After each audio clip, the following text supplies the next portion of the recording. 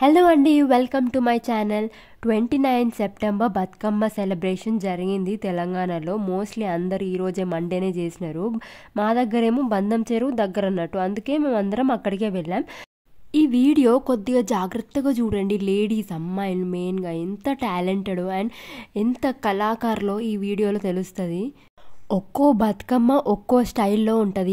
ఎందుకంటే ఒక్కొక్కరు అందరు సేమ్ కాదు కదా, ఒక్కొక్కరు ఒక్కొక్క స్టైల్లో చేస్తారు బతుకమ్మని. ఇంకా అందరూ ఆల్మోస్ట్ చాలా అద్భుతంగా రెడీ అయ్యి వస్తారు అన్నట్టు.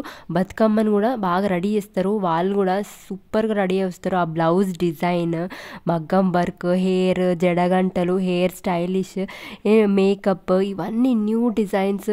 అంటే మార్కెట్లో ఏమేమి వచ్చిన న్యూ డిజైన్స్ అవన్నీ, జ్యువెలరీ, హెయిర్, శారీస్ అన్నీ మనకు ఈ బతుకమ్మలో తెలుస్తుంది. బతుకమ్మ అప్పుడు ఒక్కొక్కరు మేకప్, హెయిర్, శారీ చూస్తే అబ్బా ఒకరి మించి ఒకరు ఏంది వావ్ అన్నట్టు చూస్తూనే ఉండిపోవాలనిపిస్తుంది. అలా రెడీ అయ్యి వస్తారు. ఇంట్లో రెడీ అయ్యే వరకు అయితే మనమే బాగా రెడీ అయ్యామని అనిపిస్తుంది, కానీ అక్కడికి వెళ్ళి చూస్తే తప్ప తెలియదు అన్నట్టు మనకంటే తోపులాగా రెడీ అయ్యి వస్తున్నారు ఒక్కొక్కరు అని. 1 month నుండే జ్యువెలరీ, శారీ, బ్లౌజ్ స్టిచ్చింగ్, ఇంకా మొత్తం ఏమేమి ఆ 1 dayకి ఏమేమి కావాలో అదంతా సెట్ చేయడానికి 1 month నుండే సెట్ చేసి పెట్టుకుంటారు అన్నట్టు. ఇంకా లోపలికి, చెరువు లోపలికి ఆడేటప్పుడు బాయ్స్కి నో ఎంట్రీ. సో పిల్లలే, చిన్న పిల్లలు అండ్ గర్ల్సే వెళ్ళి ఆడతారు. బతుకమ్మని కింద పెట్టి అందరు రౌండ్ ఫామ్ చేసి ఆడతారు అన్నట్టు. ఎవరికి దగ్గర ఉన్న ఏరియాలో వాళ్ళు, చెరువు ఉన్న దగ్గర వాళ్ళు ఆడుతున్నారు బతుకమ్మని.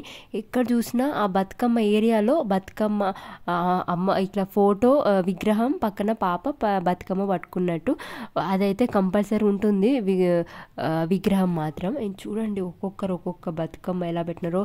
దీపాలతోటి క్యాండిల్స్ పెట్టినారు, దీపాలు, క్యాండిల్స్, అలా అగరబత్తులు అవి కూడా పెట్టినారు అన్నట్టు. నేను ఒకరిది బతుకమ్మ ఫోటో దిగుదామని ఒకరిది బతుకమ్మ తీసుకొని తల మీద పెట్టుకున్నాను అన్నట్టు. అంటే తను అందించింది నాకు తల మీదకి. అందియంగానే అబ్బా ఏం బరువు ఉంది, నాకైతే ఫ్యూజ్లు ఎగిరిపోయినాయి. ఏంద్రా బాబు ఇంత బరువు పట్టుకొని తను ఎలా వచ్చింది, ఇన్ని బతుకమ్మలు, ఇన్ని ఫ్లవర్స్ లోపల ఎలా పెట్టింది ఆర్డర్లో అని చాలా అనిపించింది. నిజంగా గ్రేట్ ఆమె. బతుకమ్మలు ఎలా పెట్టింది అనే వరుసగా, అది కూడా ఇంత బరువు ఎలా మోసుకొచ్చింది అని అనిపించింది అన్నట్టు నాకు ఆ బతుకమ్మను చూడంగానే.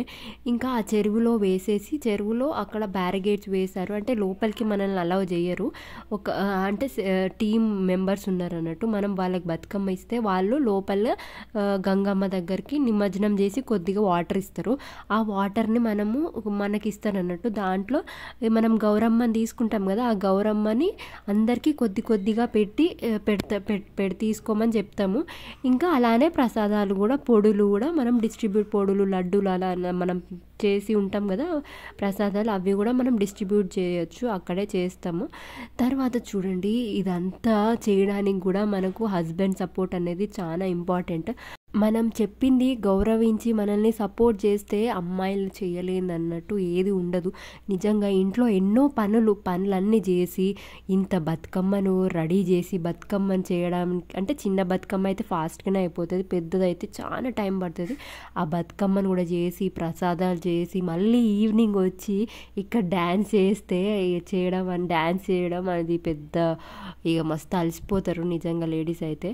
చూడండి ఎంత బాగా కనిపిస్తుందో ఈ చెరువులో బతుకమ్మలన్నీ వేసి పెడుతుంటే. ఎంత చూడండి, ఒక్కొక్కరిది ఒక్కొక్క డిజైన్. మేము చేసింది ఏంటంటే 5 రకాలది ప్రసాదం చేసినాము.